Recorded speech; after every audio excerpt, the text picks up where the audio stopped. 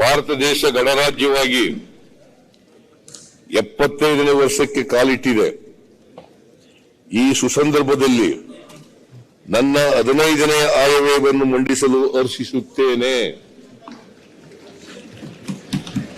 Doctor Baba Saheb Ambedkar ಅವರು ರೂಪಿಸಿದ ಸಂವಿಧಾನದ ಆಶಯದಂತೆ ನ್ಯಾಯ, ಸಮಾನತೆ ಹಾಗೂ ಭ್ರಾತೃತ್ವದ ತಳಹದಿಯ ಮೇಲೆ ಕರ್ನಾಟಕ ಮಾದರಿ ಅಭಿವೃದ್ಧಿಯ ಹೊಸ ದೃಷ್ಟಾಂತವನ್ನು ರೂಪಿಸಲು ನಾವು ಹೆಜ್ಜೆ ಇಟ್ಟಿದ್ದೇವೆ.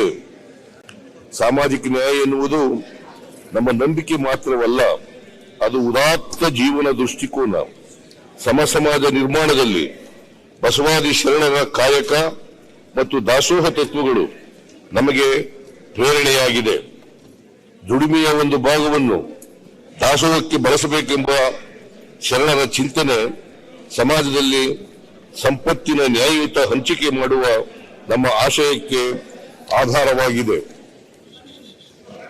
ಆಗದು ಎಂದು ಕೈಲಾಗದು ಎಂದು ಕೈಕಟ್ಟಿ ಕುಳಿತರೆ ಸಾಗದು ಕೆಲಸವು ಮುಂದೆ, ಮನಸ್ಸೊಂದಿದ್ದರೆ ಮಾರ್ಗವು ಉಂಟು, ಕೆಚ್ಚದೆ ಇರಬೇಕೆಂದು ವರನಟ ಡಾಕ್ಟರ್ ರಾಜ್ಕುಮಾರ್ ಅಭಿನಯದ ಹಾಗೂ RN ಜಯಗೋಪಾಲ್ ರಚಿಸಿದ ಬಂಗಾರದ ಮನುಷ್ಯ ಚಿತ್ರದ ಈ ಹಾಡಿನಂತೆ ದೇಶದ ಯಾವುದೇ ಸರ್ಕಾರ ಜಾರಿಗೊಳಿಸದ ಅತ್ಯಂತ ಬೃಹತ್ ಪ್ರಮಾಣದ ನೇರ ನೆರವು ನೀಡುವ ಗ್ಯಾರಂಟಿ ಯೋಜನೆಗಳನ್ನು ಅತ್ಯಂತ ಕಡಿಮೆ ಅವಧಿಯಲ್ಲಿ ಪರಿಣಾಮಕಾರಿಯಾಗಿ ಅನುಷ್ಠಾನಗೊಳಿಸಿದ ಶ್ರೇಯ ನಮ್ಮದಾಗಿದೆ.